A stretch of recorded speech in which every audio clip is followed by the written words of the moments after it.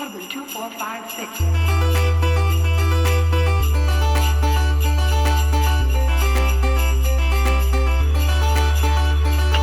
Welcome to State of the Saves End of the Year Holiday Special. Ho ho ho. Ho ho ho. Dude, this is where we would put like sounds of like snow falling in the background and jingle bells. That not jingle bells, that's probably copyrighted music. But you know, we would do that. But hey, we're probably not gonna do that because it's the end of the year and we're ready to bring this year home. I am Eric, of course. With me as always, Michael. How you doing, Michael? I'm doing good. Michael, it's the holiday special / end of the year special. We used to do these back when this show ran multiple years. And they were never the same. They were never the same. Some years they were serious, some years they were not. I think they're the more fun shows to do the year, but you know, I enjoy doing them. It's been a hell of a 2025. I am happily looking at 2025 as it goes into the mirror and flipping it off as I travel down this road of life. But I'm very excited about 2026. Michael, from a video game point of view, Yes. 2025 has been a pretty good year from a video game point of view. It's been very good. I have fallen behind on new releases this year for video games, but that just means I have a lot to catch up on before the incoming wave of 2026. We'll get into talking about 2026 stuff later, but 2026 seems like a year that is like designed for my taste in video games. I think that, you know, we're getting to that point, and, you know, correct me if I'm wrong, Michael. There was a couple years post-COVID where video games were on like a very slow time frame. COVID threw everybody off. It threw everyone off. Like, you had like one or two big heavy hitters, like Elden Ring was a big one, but you've had...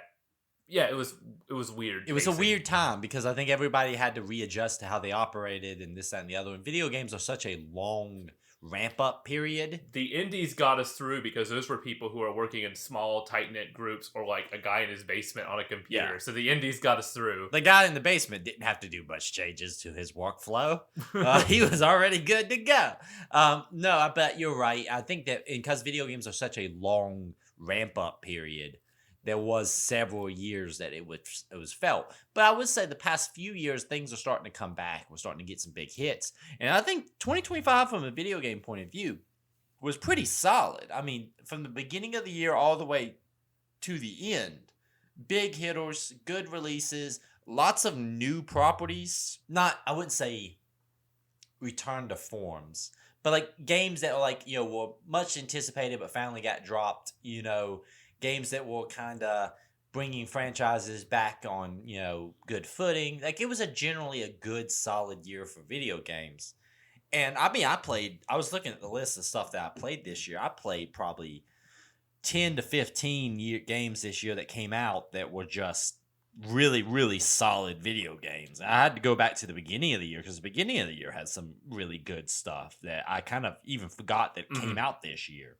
But, I keep a log of all the games I beat in a year, and with the exception of April, I was beating at least one game a month, sometimes like 4 games a month. But yeah, I try to keep a log of all that stuff. Yeah, I mean, it's just a very solid year. You know, one thing I do want to talk about a little bit, because I enjoy this show. Video Game Awards was last week, 2 weeks ago? Yeah. 2 weeks ago. And Jeff Keighley does a good job. It was a week. It felt like 2 weeks ago, but it was only a week. Ago. Oh my God. Life is just life. No, Jeff Keighley does a good job at the Video Game Awards. I am a Jeff Keighley supporter.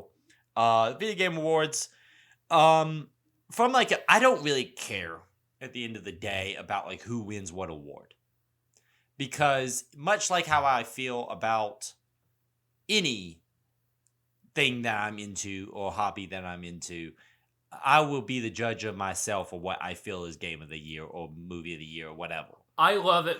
All the game of the year awards. I love it from a perspective of I like just being shown off like what is the best games so I can like look for those later. Like it's why I'm looking forward to like all the game of the year podcasts that are dropping. MinMax did a really good one, and Giant Bombs is this week.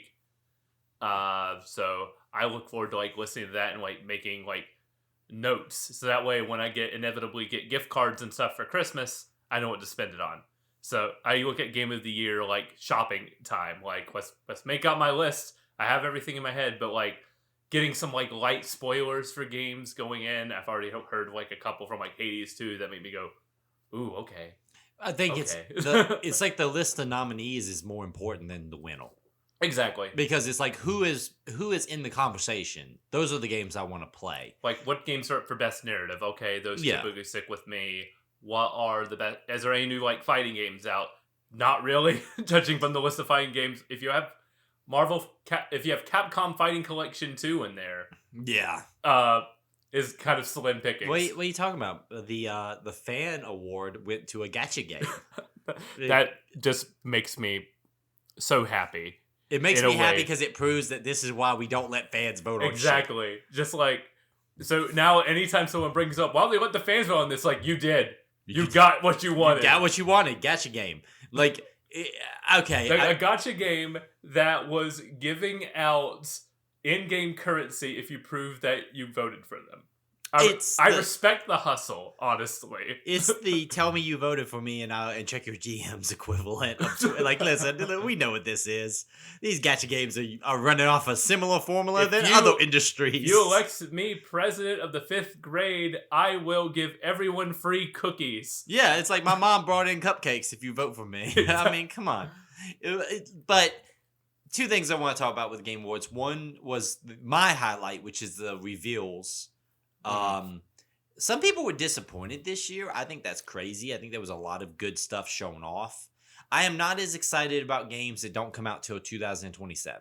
Or in this case of Star Wars Fate of the Old Republic, something that might never come out. Yeah, it's like that's like the Elden Scrolls reveal they did a few years ago, where it's like, in theory, one day this game will come out. And it's like, I have no interest in that. I love Casey Hudson's work. I love Star Wars. That studio formed 6 months ago. He's not even in any way, shape, or form. They got concept art and a trailer. If they have concept art, they have a paragraph on Word being like, because just knowing how companies work, it takes a year just to get yourself up and running, just to get HR hired, just to get floor space parked, get offices put in. Like, it takes forever, and it's one of those things that I do dislike about, and I'm a big fan of companies who just release their trailers for games in 6 months. Or like Capcom. Capcom's like, within the year, this comes out. I gotta give props to Amazon with their Tomb Raider reveals. Oh! Here's 2 Tomb Raider games. One comes out next year, and the other big reboot game comes out the following year. But here's a remake to tide you over. Yes. 2 Tomb Raider releases in 2 years. I'm like, that's great. That was a great way to do it. Fantastic reveal. Because that's more of this is the direction of the franchise. Mm-hmm. And both of those look cool. Yeah. But I like the fact that it's like, next year you'll play this. The following year will be the big next step in the franchise. But we're even in and out over the couple of years there. That was cool. My favorite thing about the Tomb Raider reveal, not to get too into it, no one can agree about which Lara looks good. Everyone says, oh, this Lara looks good, the other Lara looks weird, and no one can agree on which one. I'm in the camp, but Catalyst Lara looks pretty cool. Legacy of Atlantis Lara, I'm like, I'm not completely sold on it. I don't know why. I'm in the opposite camp. You're in the opposite I don't understand. But I don't get it. I don't know why. I'm just like, I look at Catalyst Lara and go, you look cool. You look like Chloe from the Uncharted series going on. She has like that sort of thing going on. I guess. I don't know. I feel completely opposite about this. No one can agree on it. But I am fine with them trying to do what they've been kind of talking about for a little while, which is like a more unified look for her. Because it's like, the Survival trilogy is very different than like the traditional Tomb Raider trilogy or traditional Tomb Raider look. And they're like trying to find a middle ground. But it's what I wanted them to do, since they kept saying this is the one where she becomes the Tomb Raider. No. This was the one where she becomes no.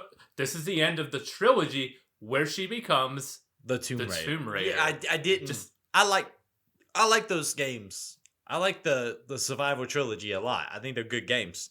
But it is weird that they were like, well, she's not the Tomb Raider yet. I was like, well, I've played 3 of these fucking games and raided a lot of tombs. And every time at the end of those games, you get the dual pistols, And they're like, why do we keep doing this tease? Why do we keep doing the dual pistols? But the weird thing is too, though, like she's not the Tomb Raider yet. That's like being in the NFL for 20 years, and like for 15 of them being like he's not at his full potential yet. Well, he's won 2 Super Bowls, but I mean, come on, like it just feels weird. It was just they had the Amazon shows like this is the bridge of when she becomes the Tomb Raider. I'm like, oh my god! But apparently, the Tomb Raider community did not enjoy that at all. I don't know if you're aware of that subreddit, but boy, did they mad about that. It seemed like 50-50 on like the hate that I've seen versus not. Like I feel like Netflix adaptions of video games have taken a hit recently. Apparently that Splinter Cell one's pretty good. Really? I heard good things about Splinter Cell. I was a big fan of the Castlevania ones. Castlevania's so good. But then the Devil May Cry one is apparently not good.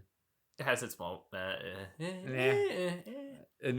But then the Tomb Raider one, no one liked that one. That's on Amazon though, right?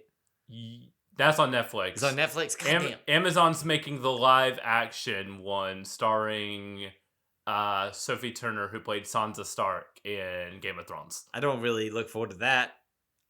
You know what? You know what I feel like gets a bad rap? Those old Tomb Raider movies. They ain't so bad. Joey one. They ain't so bad. I feel like we can look back on movies of like the early 2000s with like rose-colored glasses now and been like, that was some dumb, cheesy fun. You ever watched the old Resident Evil movies? I saw the one that's basically a ripoff of Mad Max. Okay, I didn't see that one. The sand apocalypse one. My favorite one is the second one, which is like supposed to be Resident Evil 2, but that thing's weird because it's Resident Evil 2's plot, but with their fan insert character in there. I saw clips of it. Jill Valentine's there, and then all of a sudden, here's Mila Jovovich. Well, it was basically the equivalent of like if you wrote the story, but then the fan character or the fan insert character like joined. So it's like if I wrote the Lord of the Rings movie, but it was like also featuring Eric, the real cool guy. And so like it was constantly all the stuff in those books. Oh, so Lord of the Rings the Third Age, basically. Basically, yeah. But instead of the Third Age where you follow like 2 hours behind the Fellowship, in these movies, like everything important happens around Mila Jovovich, who also just so happened to be at the time the wife of the director of those movies. Wonder how that happened. But like those movies are stupid and dumb, but I like stupid and dumb sometimes. No, and there was some other good stuff I was excited for. Exodus looks great until I saw that 2027 release, and I was like, what the hell? And like they're advertising that thing super hard on like TikTok. Yep. Which is so weird to me for a 2027 release. It feels like unnecessary amount of money. I mean, it'll take you a full year to read the tie-in novel. The 10,000 page novel. I thought about reading that fucking thing, but damn, man, that's a long book. I don't know.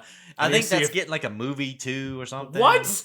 I think it's supposed to be like a multi-stage event. Like, we're supposed to all feel like we're supposed to be like Exodus fanboys by the time that game comes out. Oh my god! Which they tried that with Advent Rising. They tried that with Too Human.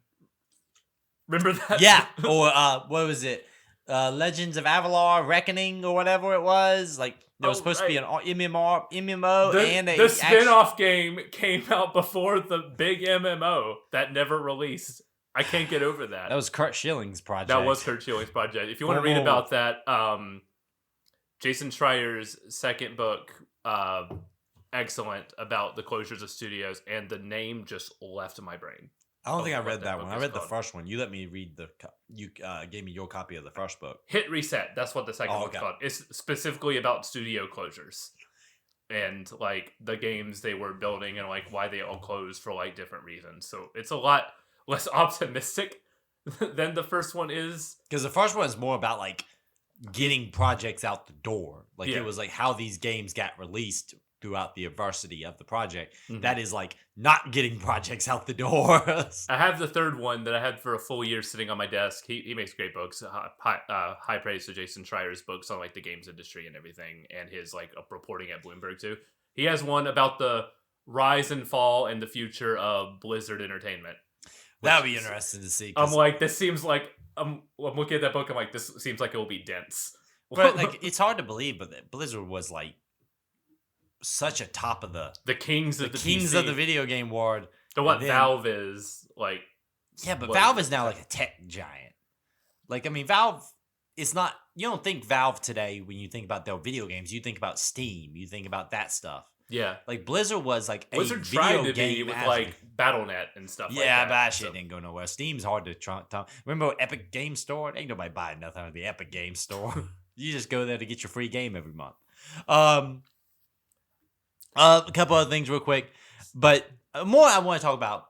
I think it's a good way to end the year, the Game Awards. I think Jeff Keighley has done a wonderful job. The pacing is down. It took a while Yes. after post-pandemic to get really into a groove, but ever since like 2023, these shows have been at a really good pace. They're not going to be perfect. These are going to be commercials first and foremost, and award shows second. And because of that, the awards are going to feel a little bit cheated, but I guess because of the nature of the beast, they have to be. There's no perfect song and dance for these things. If you focus too much on awards, the reveals are going to be lacking. If you focus all in on reveals, which is what this show kind of does, the awards are going to feel. You have to strike a balance, and I think he's made the best possible version of what this show can possibly be. If you want good dissertations and breakdowns on what games are truly the best of the year and passionate arguments about that, those shows exist. Those are on podcast platforms. Those are on YouTube. Those are on like independent games media is what I'm saying. I think people come to this looking for something that at the end of the day, if it was that, they wouldn't watch it. If this was entirely a games award show, like very few people are actually going to watch it. Like I liked seeing voice actors and voice actresses getting up there and having speeches. I like seeing studios getting their props. All that's great. But let's be honest with ourselves. If that was the only thing it was, Michael, would you watch it every year? I've never watched the full DICE Awards. Exactly. I watched clips from the DICE Awards when I'm like, oh, look at this passionate speech from Ben Starr. Ben Starr is great. Exactly. And you know what? That's okay. The studio, because the little bit of insight into the developers and the human beings that make the video games we care about is puppeted in alongside the reveals that we're all sitting there wanting to see. Along with someone's keeping the Muppets alive, and it ain't Disney, it's Jeff Keighley. Jeff Keighley fucking keeping them Muppets going. But no, I think the conversations around the Game Awards are always fascinating. I think that there's a ton of tone deaf, content farm bullshit approaches to it. End of the day, video games are at their best when we embrace the fact that they're enjoyable and we're here to be fans of them. Mm-hmm. Somewhere down the line, and I think this is something that I think about a lot when I think about end of the year video game awards and stuff like that. There was a time in the video game fandom where we were just more united about being fans of video games than we were about what we thought video games should be. Yeah. And I feel like now we're fans of certain games and not games themselves. Yes. Like I'm now in the camp of, I guess I'm a single player fan versus like a video games all encompassing fan because I don't really like the multiplayer stuff. I don't really care for MMOs. We are now more sectioned off than ever before. So that whenever everything collides together for something like the Game Awards, the discourse is like the most like heinous, toxic thing you can possibly imagine because all of these universes are colliding together. Like, I'm like, I have no real interest in Arc Raiders. Cool that's winning awards, but the hate around, like, Expedition 33 having its Return of the King moment is like, just play the game you want, man. I think, and this is kind of like my main thing I want to say, and this comes from, okay, I love punk rock. Mm-hmm. Was playing punk rock bands, loving punk rock. Punk rock eats itself constantly. Oh my God, go to the punk rock subreddit. Oh my God, it is the most... I cannot follow that fucking subreddit. Because it is everybody trying to out-punk everybody else. And video games have become that in a lot of ways when it comes to these conversations, where we're trying to be like, what is video games? What's the real video game point of view? These are the jock games. These are the ball and shooter guys. These are like the real video gamers. I only play video games I can play in dub. And it's like, there was a point in time where I think the hobby was still small enough that you were excited to meet someone who was into video games. Now you have to meet someone who is into the video games you are into. Mm-hmm. And I think one thing, if we could strive to do, is get back to that culture of like video games are a unified thing, and we can all be excited about that. It will cut down on a lot of those like discourse of like, well, I played 200 hours of this game and therefore it's the best. Well, that's not how any of this works. Like at the Oscars, the movie that wins Best Picture 9 times out of 10 isn't the movie that made the most money that year. Like success doesn't equal quality, and like unless you're Titanic, but like. Usually, it's like that's an understanding thing you understand when you look into like the movie industry. Video games, for some reason, has not reached that point yet. Maybe one day we will, or maybe because this hobby just is the way it is, we will continue to always fight among ourselves. Maybe that's a part of the unified culture. Maybe video games culture now is fighting among ourselves. I don't know. But what I will say in closing, I thought it was a good show. Jeff did a great job. The high guard stuff is ridiculous. Just play the fucking game when it comes out, or don't. Those guys got fucked over. You told me the story that they got put on the end without knowing. That's just there was a guy on Reddit who you can the validity of that story, but I have no reason to doubt this guy. Said he like was talking to one of the devs at a bar because he's really good friends with the guy, and the guy was saying like, yeah, we had no idea we were last. Keeley just played our stuff and loved it and put it at the end to his own volition. But that shows that Keeley really played and believed in this, whether it's good or not. We've seen that from him in the past. Mm-hmm. I mean, think about the Kojima experience that he generally gives Kojima at his shows. That is driven off the fact that I think Keeley just really likes Hideo Kojima games. And like, the high guard thing was such a weird thing because it was last. Everybody wanted something big. Some of the people's complaints are invalid. People like, I thought we were going to see Elden Scrolls. You're never going to see Elden Scrolls. We're all going to die before we see Elden Scrolls. But it was just like, hey, man, sometimes that thing don't hit. And with that, it's such a fucking easy thing to ignore. Just don't play it. And if you want to try it, it's free to play. So just give it a shot. It's a weird thing to get mad at. To be fair, I was already riding high. I was in the sky from one game reveal, and I have not come back down since.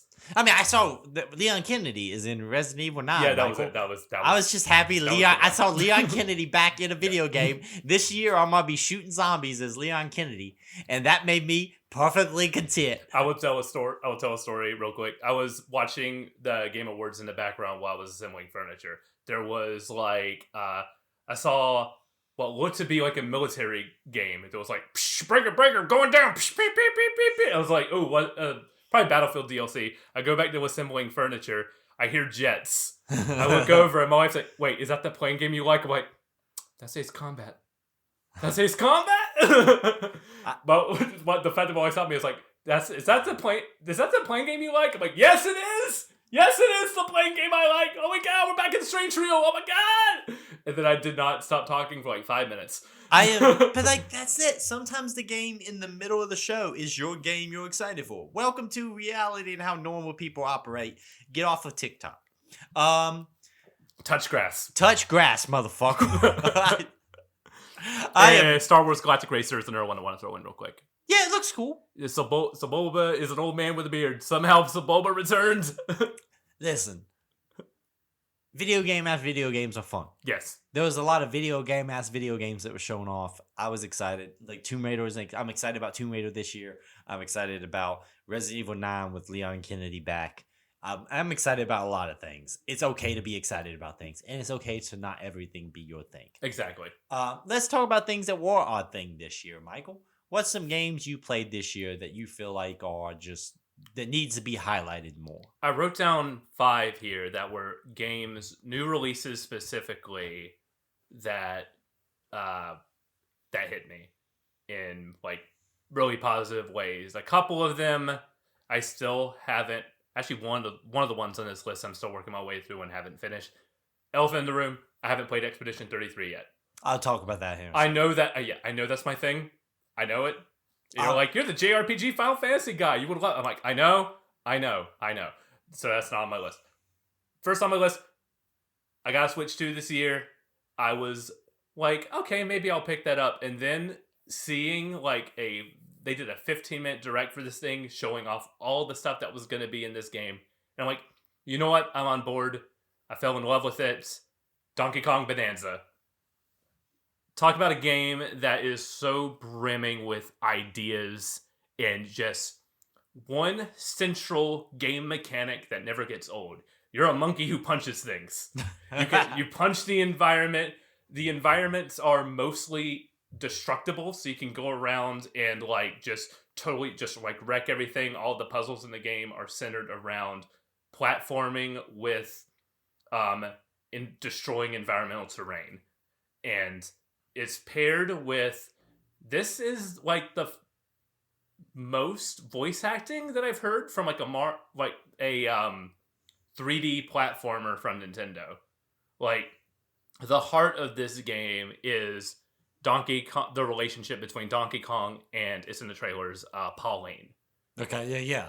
And it's very much that like Pixar, like 2000s Disney quality of these two characters going on adventure together and becoming like friends along the way type thing. And the environments are like super unique and interesting. Like, you have your standard jungle level, but it's a hotel run by ostriches. As you have Great ideas there. And while this is a very long version of those, this was about 25 hours to mainline for a long platformer. The last few hours, right when it starts to like wear thin, you're like, I just kind of wrap this up. The last few hours of this game are magical. Especially if you are a fan of the classic like Donkey Kong. You're like be thinking, oh, this might be a little too similar to like Mario. This doesn't really feel like Donkey Kong. You will get your Donkey Kong in the last few hours of this thing, and it is fantastic. There's little sprinklings and little hints of what's really going on throughout this adventure. And then when it hits, it's just a nonstop blast until the end of this thing. I still have to go back and complete like the new game, not the new game plus. There's like a bonus mission at the end of this thing that doesn't require 100% to unlock like the real true second ending of this thing. But I will say that the end credits of this game did have me in tears at the end, because like the song that Pauline performs at the end is so freaking good, because you have Pauline, she's the singer, of course she sings a big show-stopping song at the end of this thing. So, fantastic game. I really like Donkey Kong Bonanza. Highly recommend for anybody with a Switch 2. If you have a Switch 2, you probably already got this one because you heard, hey, Donkey Kong's really good. So, yes.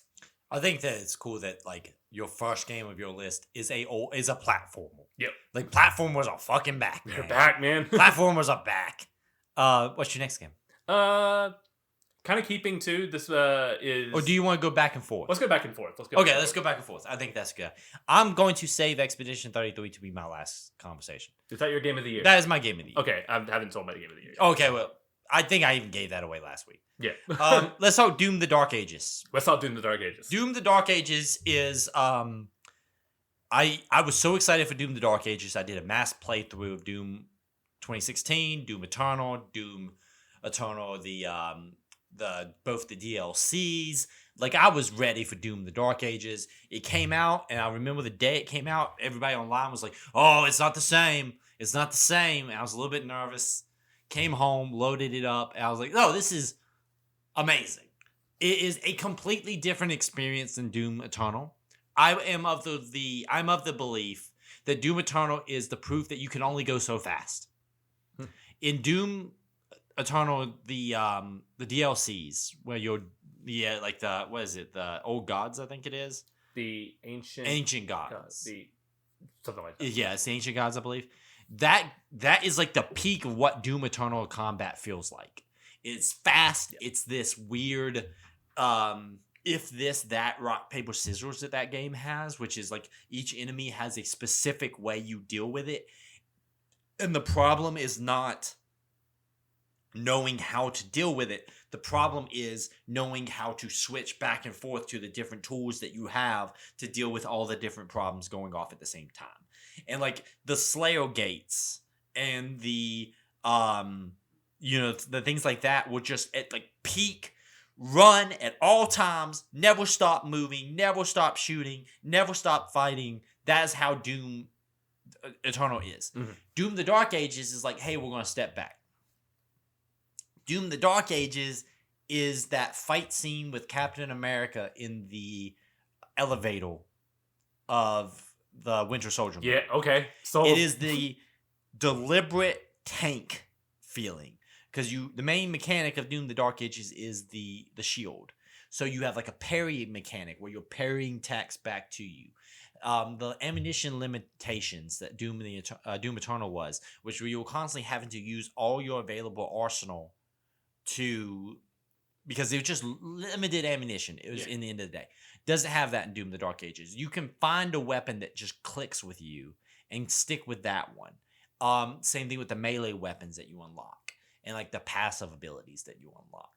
That game feels, when you are in the flow of it, you feel like you're this tank just pounding through armies of demons. And my favorite thing is there's like multiple levels that are like open world missions where they drop you into like this massive battlefield. And it's like you have this objective, and this objective. But the best way to play those games is also to track down like the bonus mission fights or the special demons to kill. So it's like this open world fight that you're in where you're roaming the battlefield, hunting down elite demons over here, and then doing like shutting down siege towers over here. Like it feels unlike any other one of these games. It still nails the combat, still nails the world. I really, really enjoyed this. It's the most story heavy of these, but like not in a like I don't feel like it's too much. It is very much like the Doom guy is Doom guy, Doom Slayer is Doom Slayer. But I really enjoyed this, and I like that they were brave enough to take a step back. You could have just done another On Mars Space Age Doom game, and I would have probably enjoyed it.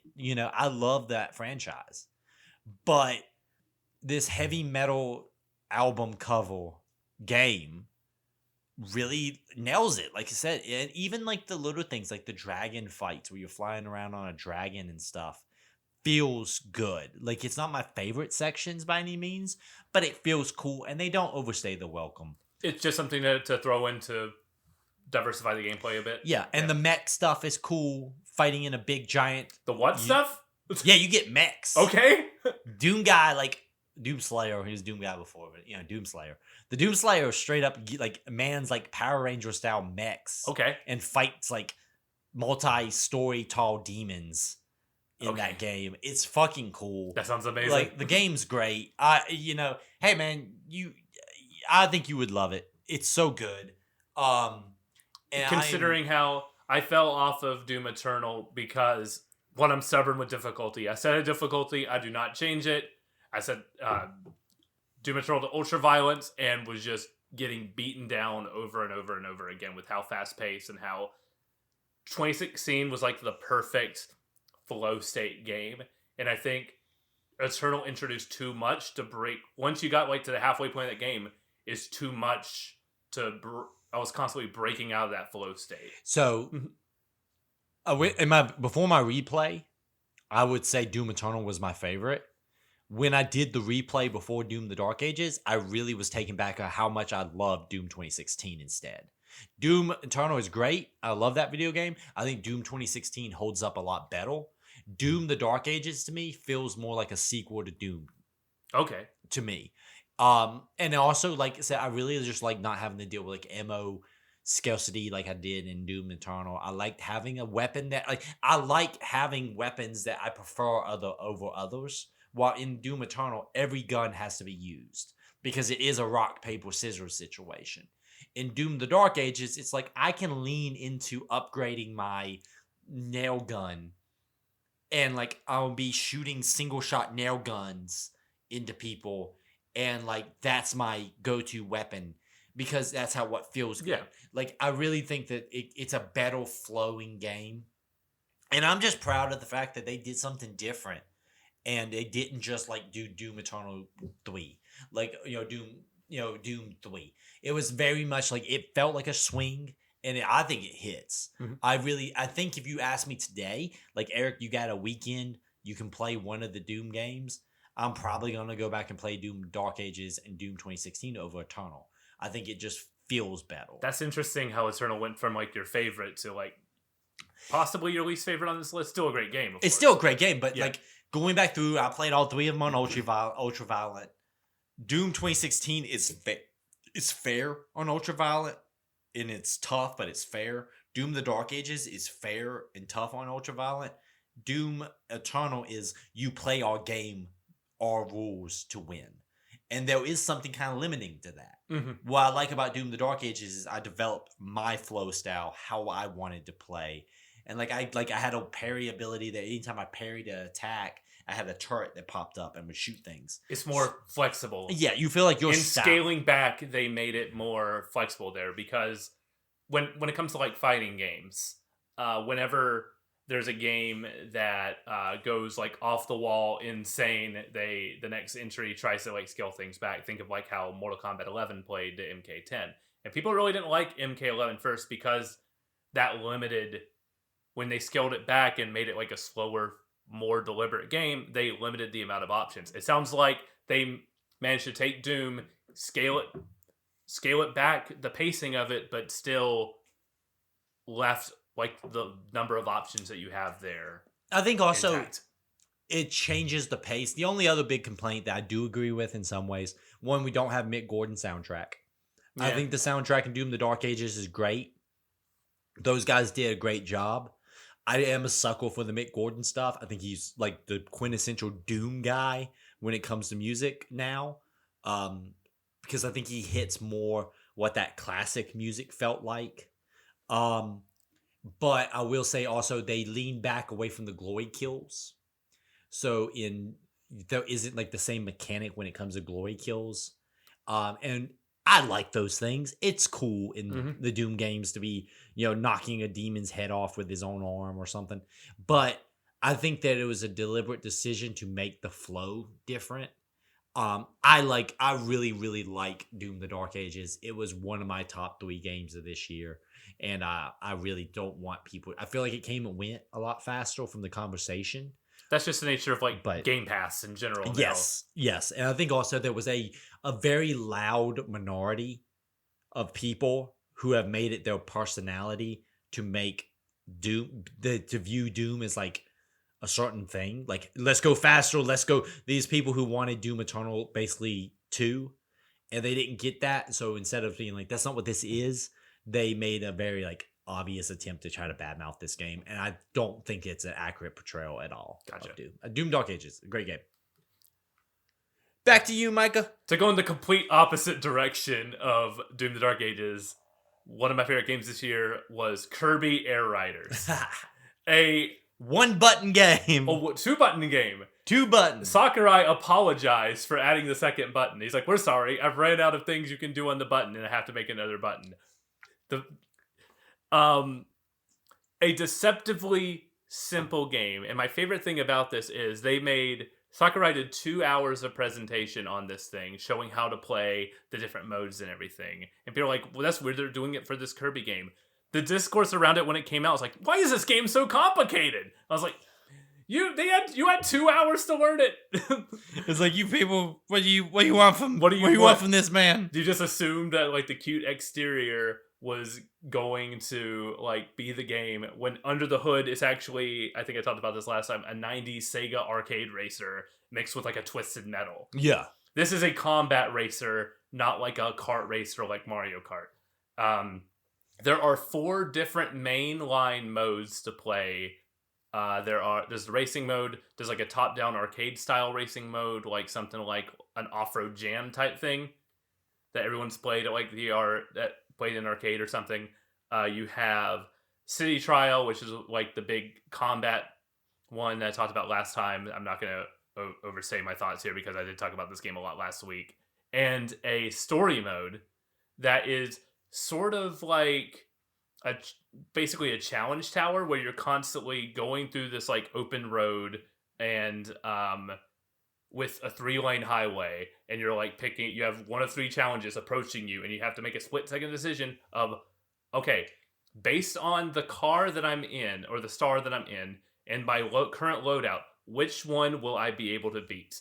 And which upgrade do I need? You have to juggle all this like on a 5-second span of pick your next challenge, pick your next challenge.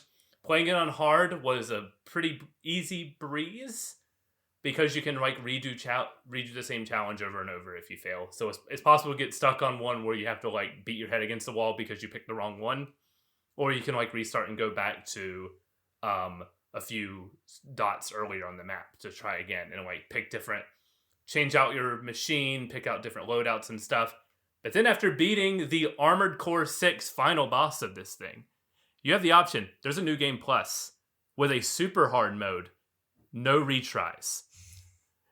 If you lose, you go back to either the halfway point or the beginning of each stage. It is like, okay, you think you got this?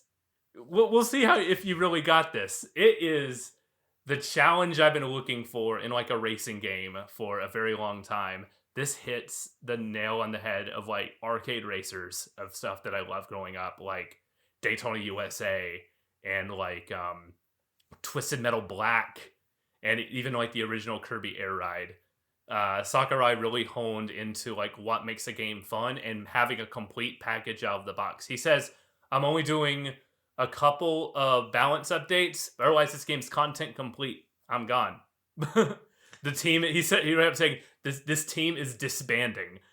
Like he formed the team to make this game, and it was like, great guys, we go our separate ways. We did it. My favorite thing is how these lists show all partialities as well. My next game is another game. I'm kind of similar, but I talked about this a lot recently, so I won't go super deep into it. Is Clover Pit. Yeah. Michael, I like gambling. Yeah, I like video games where numbers go up. And Clover Pit is a roguelike game in which you play a slot machine, try not to die. It's a great game. When I knew this game was going to be one of my favorite games of the year is where I spent about 6 hours with a very lovely lady who had cooked me dinner and was really hoping for me to get over there pretty quickly. And instead, I spent 6 hours with my friend Nick playing Clover Pit and had to apologize to this lovely lady very deeply. So, like, that's how addictive this fucking game was. Watching me and Nick stand up to men in their 30s yelling at a screen being like, but fucking clovers are hitting right now, so we need to make sure we get the bonus that gets rid of these bells. These bells don't hit, and yeah, they count for double the price every time we do hit, but we're not hitting, and we need $5,000 before we get dropped in this pit of hell, and so I don't want to get dropped in the pit of hell, so I guess we gotta win some money fast. Incredible. I love Clover Pit. It's a great video game. Such a simple concept with a lot more depth to it than I think people would take into consideration. Mm-hmm. Definitely a game of the year, and one of my favorite experiences of the year playing this with Nick, and just one of those games that just sometimes things just hit you in the right spot. And I still pull this up from time to time and run some one-armed bandit. I think I was waiting for you to get here, and I was playing a little bit of Clover Pit today, actually. So, like, I love this video game. It's a great video game. One game I got into earlier this year, so I completely understand. I got into Balatro at the beginning of this year, and it was a nightly game for like 5 months. I would just pick it up nightly and go, let's do one run. I would hold myself to that most nights, but a couple nights I was like, one more run of Balatro. So when you find like that, like gambling roguelike that hits, sometimes the dopamine rush is what you need. It's so good. Sometimes you need the dopamine rush. But yeah, Clover Pit definitely there. It's Balatro's spooky cousin, basically. But what's your third game? This is a game I'm currently working my way through. I just reached the halfway point today at about 23 hours. Death Stranding 2. I thought this would be on your list for sure. Yes. We've talked a lot about Death Stranding. Michael, sell me on what is really connected to you about Death Stranding 2? Death Stranding 2, the story does not get in the way of the fun anymore. Oh, okay. The best part of Death Stranding 1 was delivering packages and just being in this world, mapping your routes, planning how you're going to get to places, and then when you like crest that hill and are making your way downhill after a long journey, and the camera zooms out and just plays a song from Hideo Kojima's iPod as you're like working your way like down the hill after a long like journey. That is what I love about Death Stranding. Death Stranding 2 captures a lot of that, but also Hideo Kojima kind of going back to the well in what a lot of stuff did. Combat wasn't great in Death Stranding 1. He's like, okay, I'm going to retool the combat system to make this play like a Metal Gear. There's enemy outposts that you can clear out with a long-range, lightweight tranquilizer sniper rifle.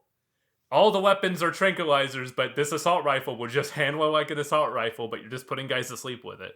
Because you don't want them to blow up. Yeah.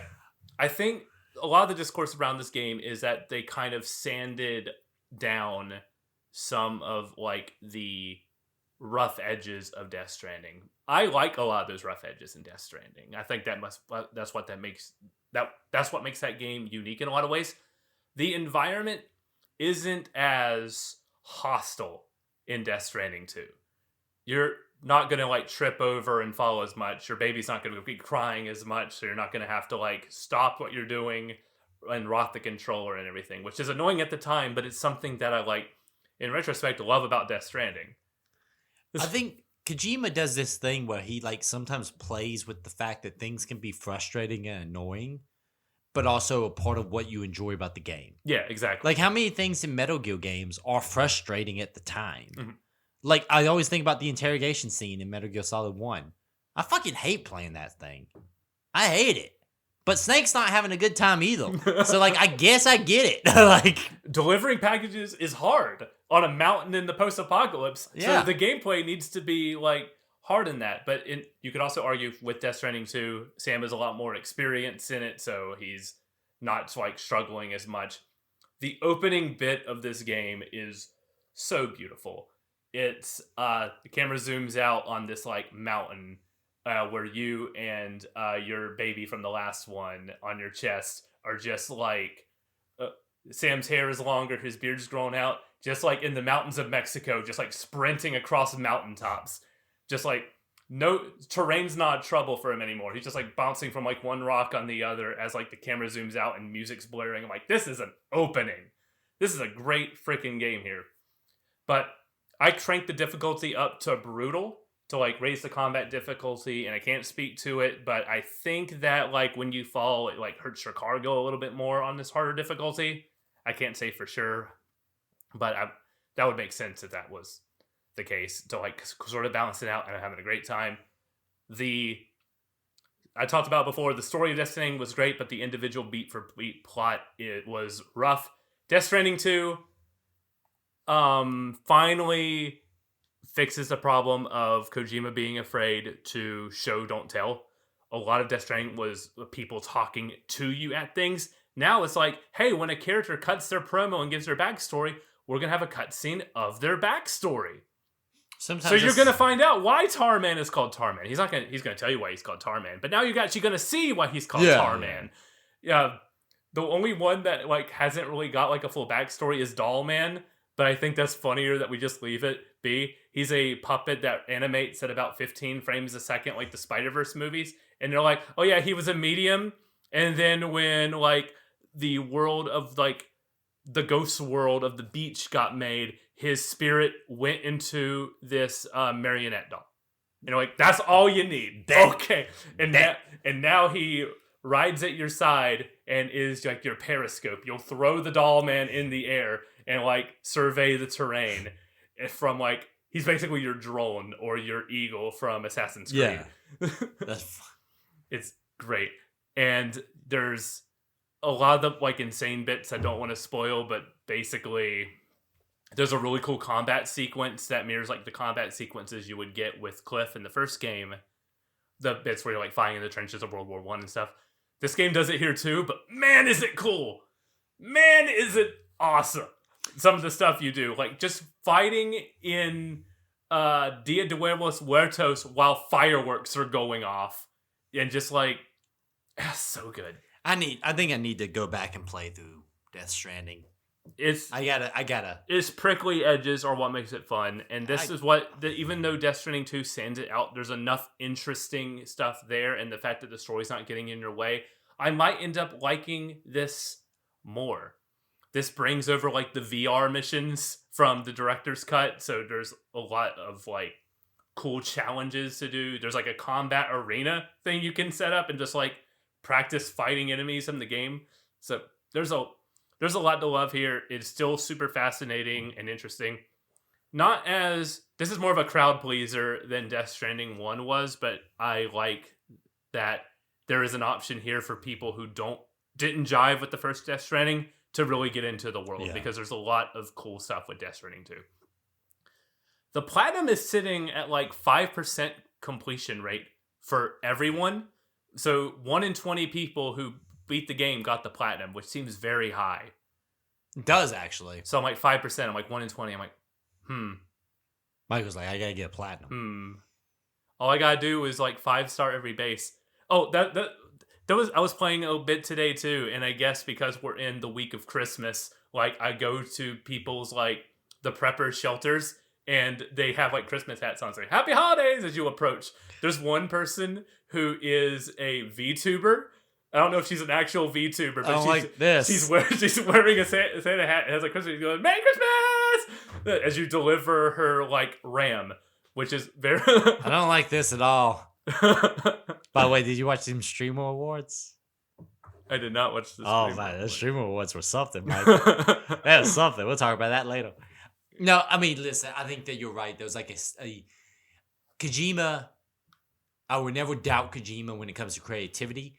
I do think Kojima is at his best when he does have somebody who might be kind of holding him back a little bit. So I do wonder if Death Stranding 2 is a little bit of like someone like being like, we gotta... Death Stranding 2 was Kojima holding himself back. He straight up said it. He was like, when he saw how high the review scores were, he's like, I don't think I made this game divisive enough. I think I've sanded off too many edges. And I'm like, I'd never change. Never God change. Damn it, they liked it too much. Fuck. But I'm like, oh man, I kind of love that. I love that you feel that way. So I'm pulling still from my same list of games of the year, but I'm trying to match them to the vibe of yours. Okay. So my third game is Ninja Gaiden 4. Yeah. So another, Japanese, it's a platinum game technically, not Team Ninja, because I think this was platinum. This was platinum. Yeah. Ninja Gaiden 4 is really, really good.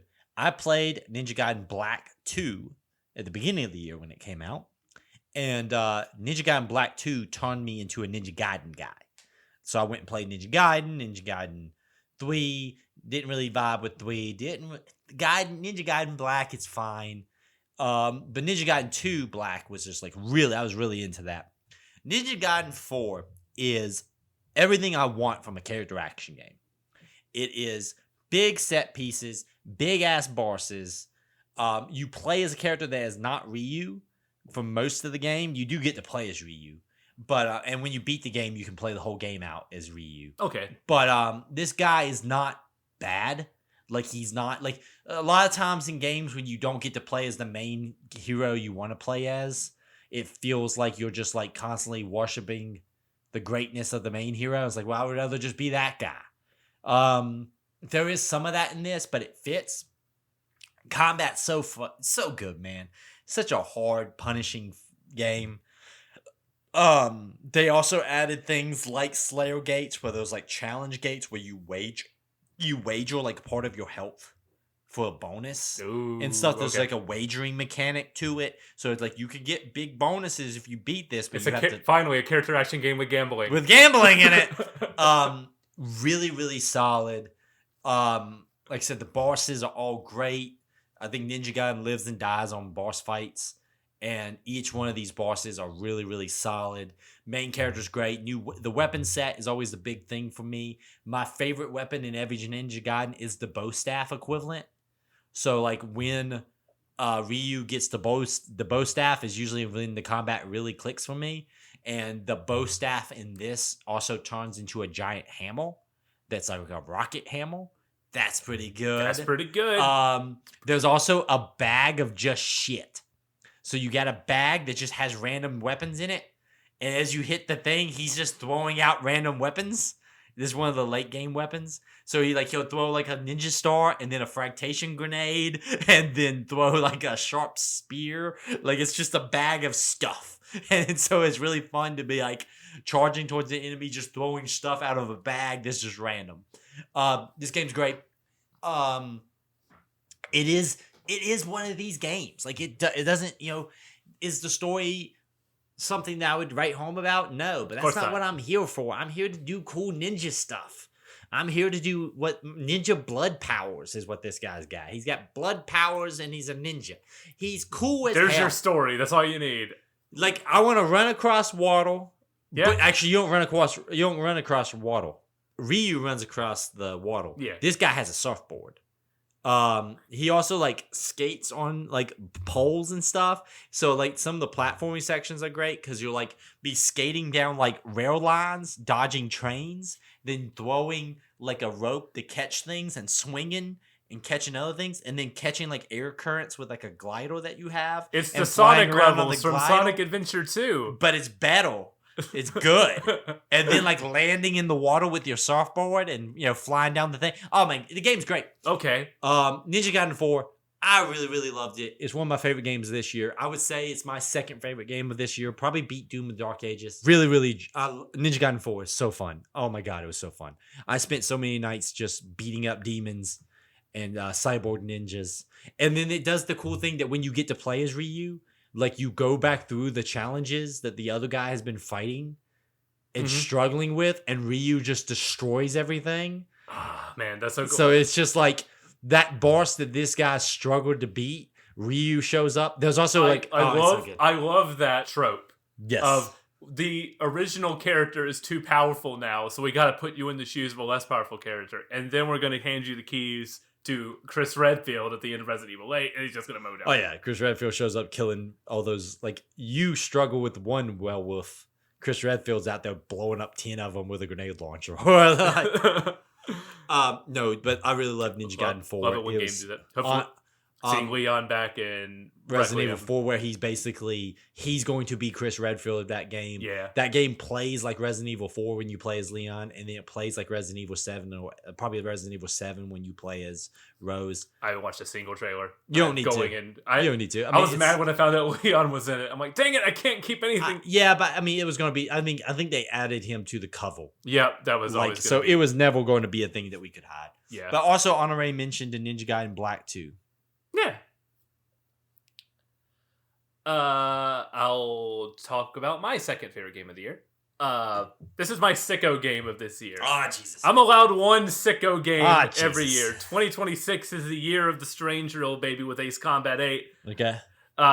This year was the year of my other sicko franchise, Monster Hunter Wilds. Fucking hell. Goddamn, call me when you're done. I got a hangover. Monster Hunter Wilds is, I think, a really good on-ramp into this series. They reworked low rank into a 15-hour story campaign to introduce you to all the basics of Monster Hunter and how everything in the world of Monster Hunter works. Then after that, in high rank, you got your standard Monster Hunter experience. Because of that, the first part of this game is very easy for newcomers.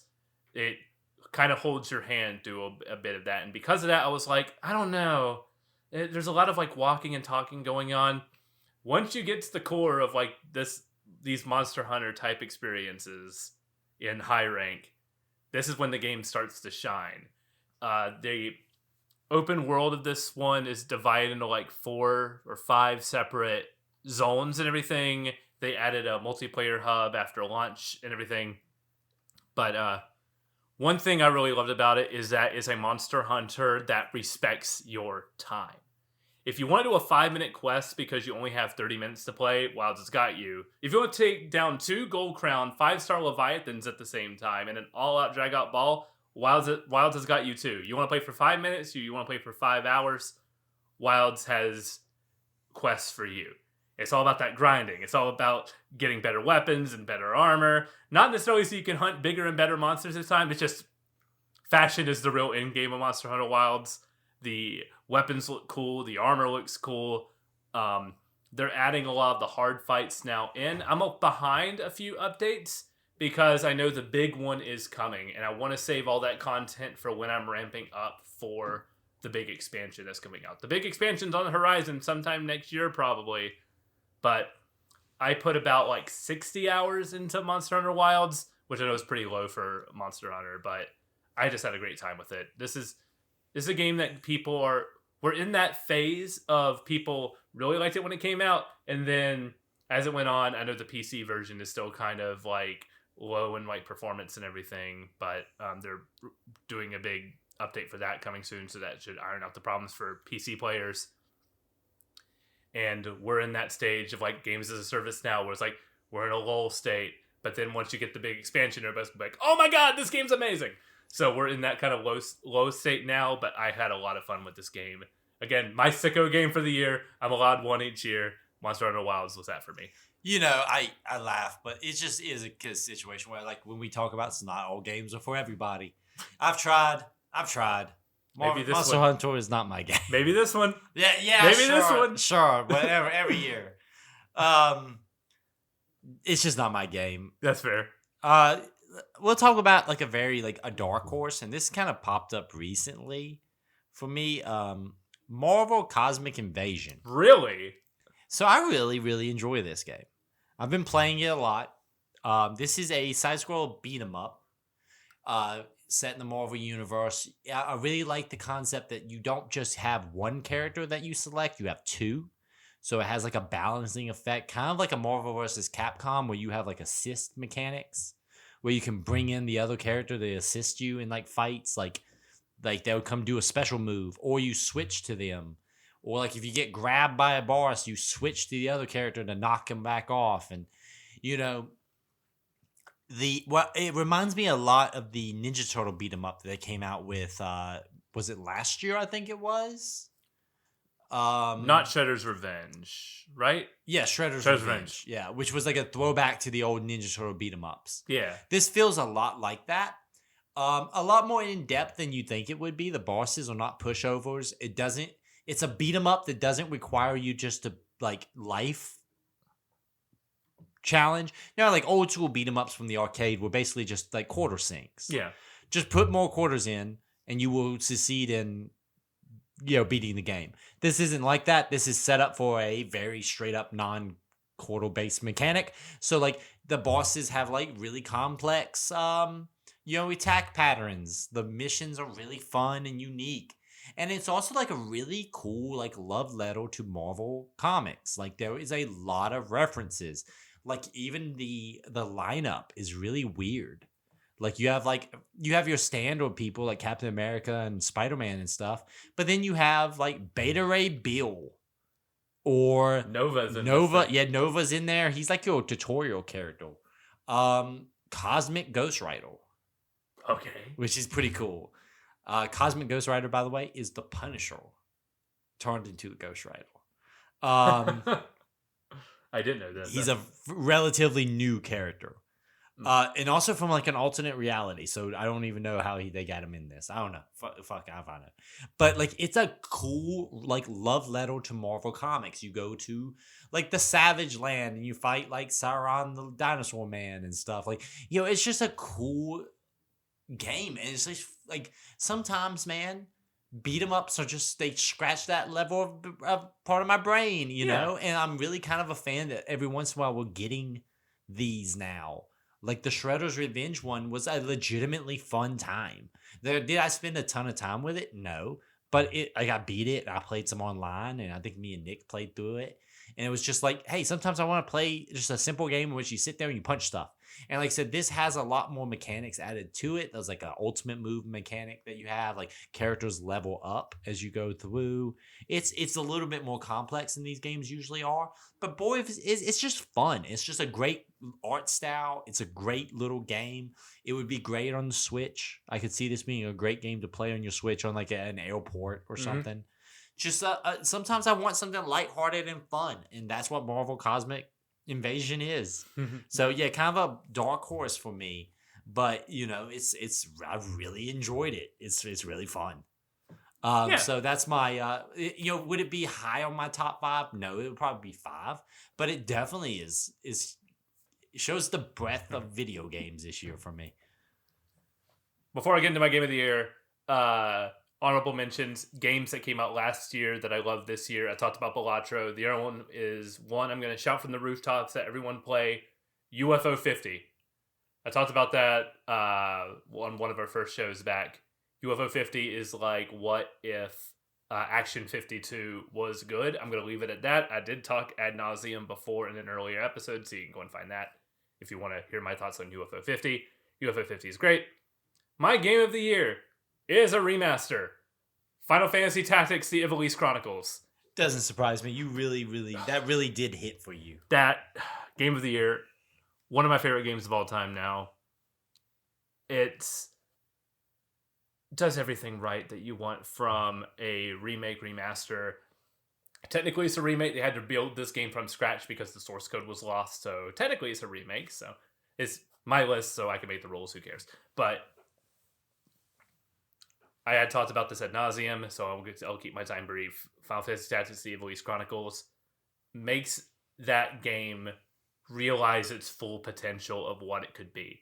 From the voice acting to like the streamlined mechanics to the doing away with like the random battles when you're trying to like go back to a shop where you can like decide when to level grind. You level grind at your own pace.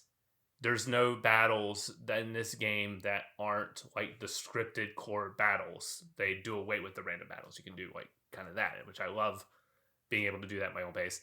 The job system is fantastic. Being able to see everything on like a job tree in this version is so good. The Cloud storyline, they finally made Cloud a viable character. He doesn't join your party at level 1. In the last leg of this game, he now joins whatever your party level is at, which makes sense, and his weapons are a lot better, so it's good to use Cloud. And because of that, they also have Cloud and Aeris voice actors appear in this game as their respective characters. For the back half there, I could go on and on about why this game is so good. Ultimately, the story is elevated because of the voice acting and because of like the additional translation and the writing. And the original game completes this package, rebuilt from scratch the original game with the War of the Lions translation thrown in. So if you want that prickly, rough, tough PS1 tactical RPG experience, that is in there too.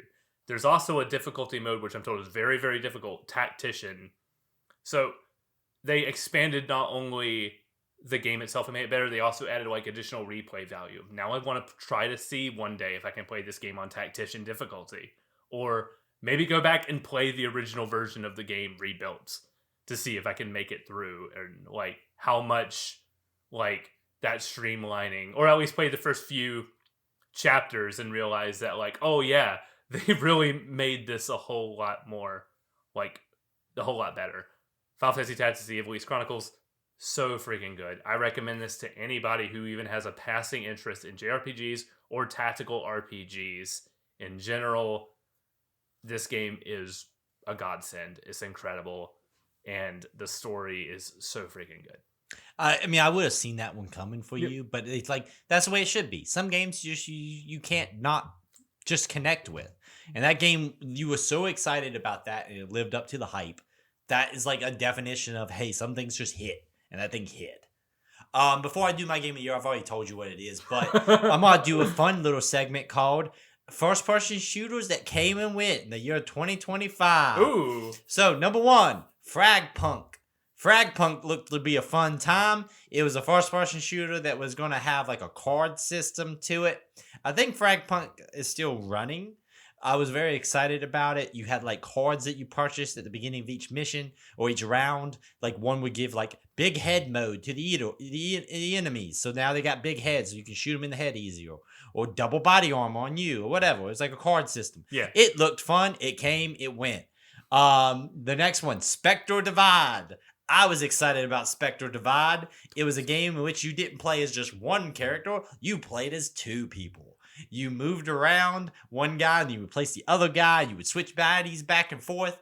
I thought it was fun. I played this one because you were like, hey, you should play this. And we got really into the point where we're like, we're about to play this together. We start to get it and it shut down. It shut down. I played it for like a month straight. And then I was like, hey, this is actually kind of fun. They're like, no one likes this. And they shut it down. I don't get it. But that came and went. And then when Eric was going through a really bad time in his life, he played a lot of Splitgate 2. So Splitgate 2 came out the week of Eric's bad day. And Eric started playing a lot of Splitgate 2 to not to go off the deep end. Splitgate 2 is Halo made by people who want you to think it's Halo, but it's not that good. But I played a lot of it. You'll have a gravity hammer, you have a baseball bat. It was fine. I played a lot of it for like a month straight. It feels like a haze, but Splitgate 2 did so bad that they had to put it back in beta. They unreleased it. And now it's coming back out next year. It's not called Splitgate 2, right? No, they called Splitgate something else. They took it and they're like, oh, never mind. So I have achievements and rank in the game that came back out. that got pulled back. Because it came and it went. They literally pulled a multiverses with that. Basically. Most generic character design in the world with the most expensive skins you've ever seen in your life. What? It felt fine. That game felt fine. There was a lot of things I liked about it. It had like a SWAT mode from Halo. It was budget Halo, but it just ran off of like vibe, and it did not have anything else to it. It was a terrible release for what was a free-to-play game. Also, portals are cool. That game had a portal mechanic. Splitgate has a portal mechanic. Dude, when you stick a portal behind that sniper from far away, he don't see it. You shoot him through the other side of the map through your portal. That feels pretty cool. But that game, it came and it went. So that's Eric's segment. It came and it went. First-person shooters that did not last a year. I'm pretty sure Fragpunk might be still out, but no one's talking about it. So I play a lot of those games that like came out and I was like, oh, this might be fun, and never mind. You are the connoisseur of first-person games that come out. So you're gonna be the guy who's gonna download. I'll play High Guard. High Guard. I'm gonna play High Guard. I'm gonna see what happens. I might ride a horse and shoot shit. I don't know. Maybe it'll be on next year's It Came and It Went, or maybe it'll be a really fun time. I also sometimes get in on those games at the ground level because I'm the only guy who's like super looking at them. People doubted Apex Legends when it was announced. And yeah, still going. Dude, when Apex Legends came out, I downloaded that the day it came out, and I was hooked for like 6 to 8 months. Like I loved Apex Legends. It's one of the few games I've ever bought the battle pass for. Because Apex Legends, there was a time when I was playing so much Apex Legends, I would get on, play like 6 games, and win 4 out of 6. Like, there was a time when I was just like, I was racking up Apex Legends. I got like Apex Predator kind of level of skill level going. But, yeah, some people doubted that one. But, hey. The only Battle Royale I had a win in. Yeah, Apex Legends is great. Maybe I should play. We did play a bunch of Fortnite recently, me and Nick. I don't know why. That game looks nuts now. I kind of want to get... A part of me is like, do I want to buy a $100 plastic guitar just so I can play Fortnite Festival? I have a Guitar Hero guitar. Does that work? Does it work with the... Possibly. What console was that for? I don't know. We can talk about that later. We'll figure this out. No, my game of the year... Shako was Expedition 33. And the winner is Clear Obscure Expedition 33. Listen, I get it. Everyone's sick and tired of hearing about how great this game is, I'm sure. So I won't beat the dead horse. This game was amazing. I was I downloaded it the day it came out because I was like, hey, let's see what's going on with it. It looked cool. It had a cool art style. I don't generally play turn-based RPGs though, so it wasn't something I anticipated to vibe with. Then I turned out to be the game I love the most this year. The art style of that game, the writing of that game, and the character performances of that game left me with feelings of connection to characters that I have not had since playing games like Baldur's Gate 3 last year or Mass Effect. Like, it had the cast. It had the ward and the cast, which is what means the most to me. And then what it did is it took turn-based combat and it made it so much more. The parry system in that, the dodge mechanic in that, like the level of difficulty that game gets. There was optional bosses in Expedition 33 that are insanity to try to beat. There is like a skill-based like subculture of that game of people who go through that game trying to beat it by nothing but parries. And like those crazy builds to class system.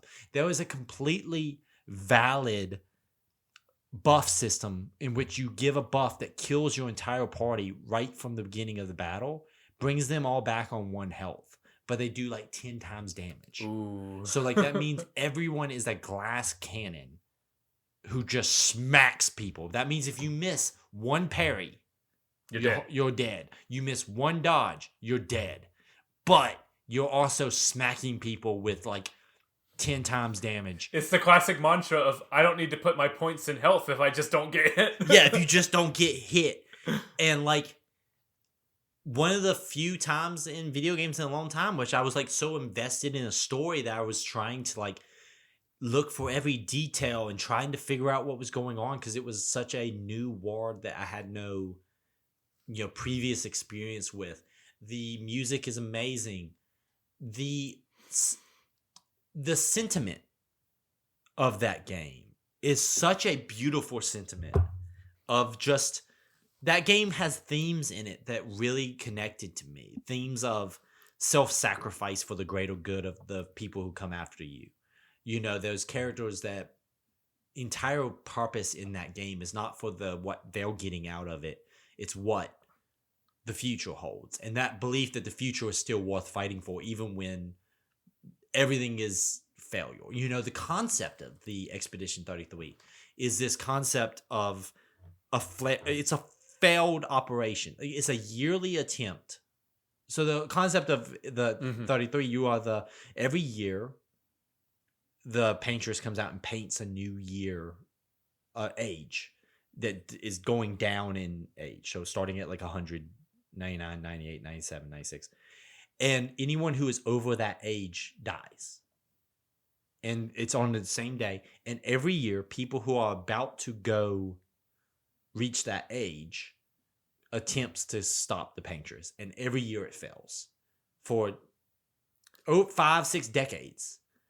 And so that concept of like doing something for the people who would never even appreciate what you did. Mm-hmm. And it's such a beautiful concept, and not even dealing with all the other complexities of that story. It has a cast that does a great, amazing job. It has some of the best music in video games this year. My favorite thing about the performances was Charlie Cox was out there saying like, oh, I just gave it an afternoon. It was fun. And people are coming up to me and saying like, oh my God, you changed my life. And he's like, it was an afternoon for me. His character is one of the, just a testament to how good Charlie Cox is. He's so great. Jennifer English won Best Voice Actress this year. And hey, guess what? She's amazing. Like, Shocker. She's been great in so many other things, but she's amazing in this. That game is just like, there's so many images. Both of our games of the year have Ben Starr in a prominent role. Yes, Ben Starr been in major part of this game as well. But it's an original IP in a world in which so desperately we need more of those. From a studio that formed from breaking off to the traditional failed studio model. We're not going to make another Assassin's Creed. We're going to leave and make something else. And we're going to put the money on the line. This game came out at $50. Yeah, it's like it's a budget title. It's a budget title that came out on Game Pass day one. And for a while there, it was the only game people could talk about. And at the end of the year, it does, in my opinion, deserve its flowers. It is such a amazing experience and a unique experience in a world in which gaming needs more of that. And I am so happy that they've got the success that they've got. It feels very much in line with games like Baldur's Gate and stuff like that, where it's like these are genres in which I don't usually play, but they transcend the genre. This transcends a JRPG style video game. It's so much more than that. Mm-hmm. And therefore it appeals to so much of a wider audience. And then you also write a story that is compelling and connects with people on a fundamental level. This game is amazing. There's nothing else I can say about it that isn't already been said 1,000,001 times. And I so hope that the next thing they do with this thing is completely different. I don't want another Expedition 33 unless it's Expedition 60. I hear a lot about Expedition 60. Those guys sound like badasses. Would you like to know what Expedition 60 is? It's kind of a meme. Tell me a little bit about Expedition 60. So each expedition is like a different attempt.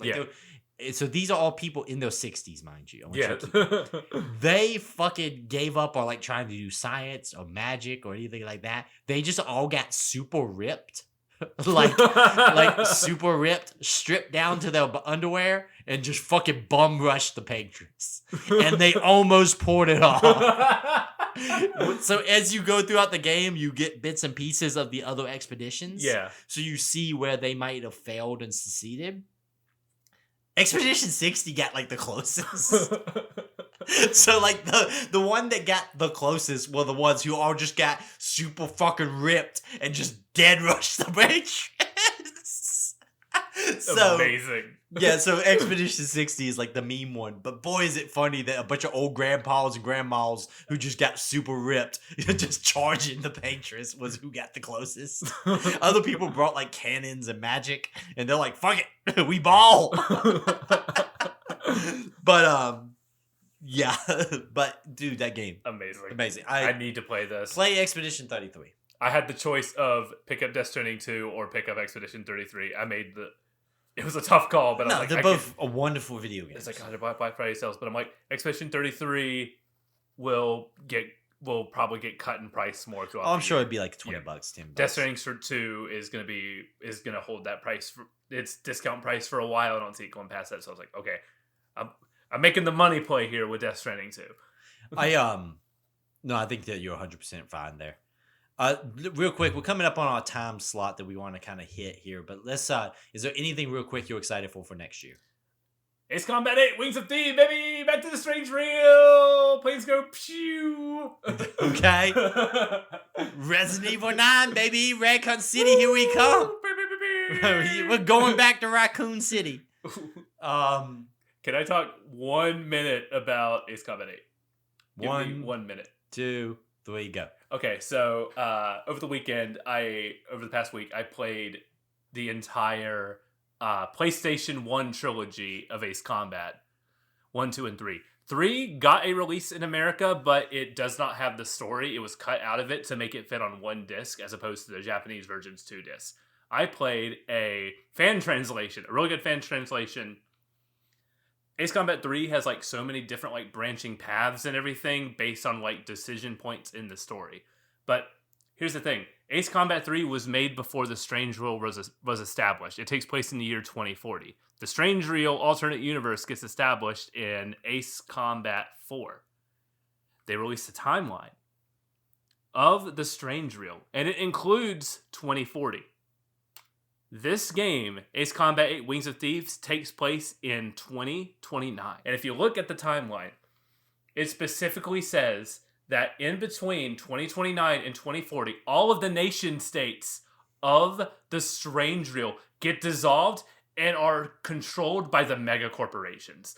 So Ace Combat 8 Wings of Thieves, I think, is going to be the most important story-wise for the Strange Real, because it's going to explain when we get to this future war state of everything being owned by the megacorps. Anyway. And time. So, yeah, that's my time. And one more thing. People already found out that there is, like, one of the groups in the background of the trailer. So they're starting to weave things in there they're retroactively putting a game from before the timeline got established into the timeline, and I think that's really cool. I realized we talked about Game Awards and we didn't even talk about Divinity. I'm excited about Divinity. That looks to be cool. It looked fine. Maybe I'll finish Baldur's Gate 3 by the time that comes out. How about you fucking finish Baldur's Gate 3, motherfuckers? I devour everything in that game when I play it. It's a very, very slow process of me playing it. I love that goddamn game. I play that game like most people play D&D campaigns. We're going to meet this month. We can't meet this month. Maybe next month we'll be able to meet. Okay, we can meet for a couple hours. Oh, hang on, I gotta get a lunch break and come back. All right, we did this one quest line. It took us 3 hours to do this one quest. All right, guys, we'll meet again next month. That's how I play Baldur's Gate 3. Amazing video game. I'll finish it in 5 years. Ladies and gentlemen, it's been a hell of a year. It has been. But video games, like many things in life, can save us from our own demons. And so sometimes you play video games to get through the day. Sometimes you play video games just for the fun of it. And we'll be back next year with a new version of the show that kind of rides the line between what we used to do and what we were doing this year. I think that we've seen growth this year, but I think also like we're kind of ready to try to take this to the next level, and that requires us to do some new changes.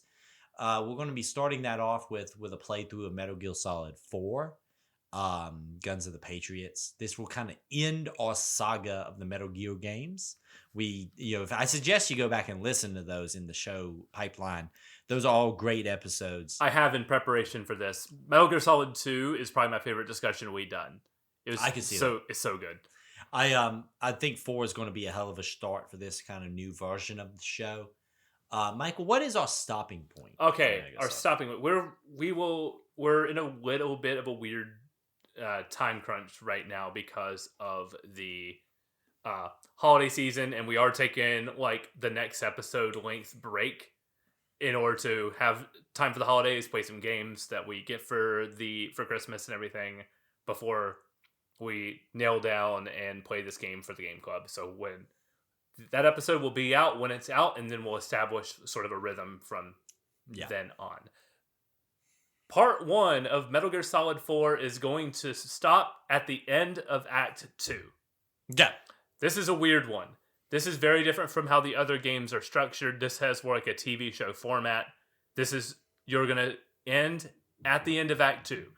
Do not pass go. Do not collect $200. Do not go further than that. Metal Gear Solid 4... I have a couple things to speak on that. Is a very weird structured game. So I have a couple suggestions. 1, there is a briefing of Chapter 1 on the main menu. Watch that at some point, but it's because it is very important to the story of Metal Gear Solid 4. It explains what's happening. That gives Snake's true reason for his mission. Because when we see him in Act 1, he tells a character a lie about why he's there for the mission. So it's very important to watch that briefing to know why is Snake doing what he's doing. The second thing is, this is not a game to marathon. This game will exhaust you if you try to marathon it. When you finish an act, you can play an act in one sitting. It's like a good couple 2 to 3 hour chunk of a video game segment. The minute you go from the end of an act to another act, you are connecting the end cutscenes of one act to the opening cutscenes of another act, which on some acts can add up to like a full hour of cutscenes. Do not do that to yourself. Play it as a episodic experience. Yeah, this is an episodic game. Treat it as such. Even though it wasn't released as episodes, treat this as an episodic game. You will burn yourself out. So those are my 2 points. Also, crank up the difficulty. This one's a little bit easy. Don't go like full Hasso hardcore mode. Go like 1 notch past normal, and that gives a sweet spot. Because this is a very cutscene heavy Metal Gear. Even more so than other cutscene heavy Metal Gears. The short bursts of gameplay that you get, you kind of want them to last. You kind of want them to like have some more meat on those bones. Yeah. Cranking up the difficulty. If you're just plowing through the gameplay stuff, you're going to basically be in a cutscene generator. Yeah, exactly. So spend some more time. Spend a little more time with this game. as we go through it. Those are my recommendations for if you're playing along. If you do not have a PS3, hey, watching a playthrough on YouTube is a completely valid way to experience this game, because most of this game is a YouTube video. It's heavy rain, everybody. Heavy rain, everybody. So I'm excited to finally play this and see it through. I'm gonna keep I'm gonna try to, if I remember, keep a tally of how many times the words nanomachines is said. God damn, you're gonna need a lot of paper. I'm gonna need pages just for that. Michael, yes, it's been a hell of a year. Let's bring it home. Right here on the 130 mark. Stay to the save on all your podcasting apps. Make sure you like and subscribe. Give us as many reviews as you possibly can. Let's try to turn things up next year. It's going to be crazy. And let's really bring next year along. Let's do something special. And as always, stay safe.